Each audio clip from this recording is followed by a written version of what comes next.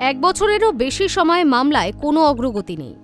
এই দীর্ঘ সময়ে মামলার কোনো রকম শুনানি করেনি ফেডারেশনের অ্যাপিল কমিটি। জানিয়ে এবার ফেডারেশনকে কড়া ভাষায় আইনি নোটিশ পাঠালেন আনোয়ারের আইনজীবী। ওই নোটিশে বলা হয়েছে, দীর্ঘদিন ধরে ইস্টবেঙ্গল ফুটবলারকে নিয়ে টানা হ্যাচড়া হচ্ছে, এতে অহেতুক সম্মানহানি হচ্ছে আনোয়ারের। ইমামি ইস্টবেঙ্গল এবং মোহনবাগান এসজির মাঝে পড়ে আনোয়ার আলীর মামলা ঝুলে ফেডারেশনের অ্যাপিল কমিটিতে। জানিয়ে সব পক্ষই অসন্তুষ্ট। দিন কয়েক আগেই এই নিয়ে ফিফাকে চিঠি পাঠিয়েছে মোহনবাগান। ফিফার তরফে ফেডারেশনের চিঠি আসার পরেই অ্যাপিল কমিটিতে তোড়জোড়। কিন্তু কোনো এক অজানা কারণে সর্বভারতীয় ফুটবল ফেডারেশন সভাপতি কল্যাণ চৌবে বিষয়টি ফের হিমঘরে পাঠানোর ব্যবস্থা করেছেন। অ্যাপিল কমিটির চেয়ারম্যান অবসরপ্রাপ্ত বিচারপতি রাজেশ টন্ডন বারবার আনোয়ার আলীর ইস্যু নিয়ে মিটিং করতে চাইলেও কমিটির সদস্যদের অভাবে করা সম্ভব হয়নি। এই কারণ দেখিয়ে বারবার শুনানি ভেস্তে গিয়েছে। এর মধ্যে অ্যাপিল কমিটির সদস্য অবসরপ্রাপ্ত জেলা বিচারক অশোক ত্রিপাঠী 8ই নভেম্বর ব্যক্তিগত কারণ দেখিয়ে আনোয়ার আলীর শুনানি থেকে নিজেকে সরিয়ে নেন।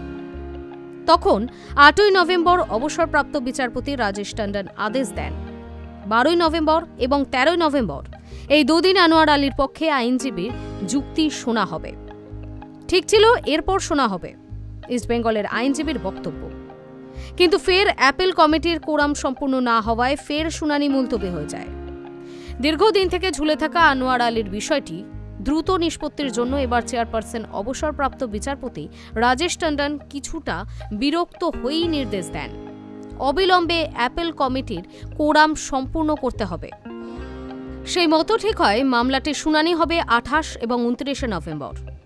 নয়াদিল্লির কৈলাস কলোনিতে এই মামলার শুনানির জায়গা ঠিক হয়। অবসরপ্রাপ্ত বিচারপতির সঙ্গে এও জানান যে এবার কোরাম গঠনে ব্যর্থ হলে তা গুরুতরভাবে বিবেচিত হবে। কিন্তু কোথায় কি, এখনো কোরাম গঠনও হয়নি, শুনানিও হয়নি। এই পরিস্থিতিতে এবার এআইএফএফকে আইনি নোটিশ পাঠালেন আনোয়ার নিজেও। আইনজীবী মারফত পাঠানো ওই নোটিশে আনোয়ারের দাবি, এই বিষয়টি এক বছরেরও বেশি সময় ধরে ঝুলে। এর মধ্যে সব পক্ষই ফেডারেশনের অ্যাপিল কমিটির সামনে নিজেদের বক্তব্য রেখেছে, কিন্তু কোনো অজ্ঞাত কারণে চূড়ান্ত শুনানি হচ্ছে না।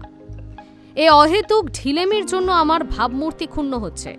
যেহেতু অহেতুক এই মামলার সঙ্গে আনোয়ারের নাম জড়িয়ে, তাই তার সম্মানহানিও হচ্ছে।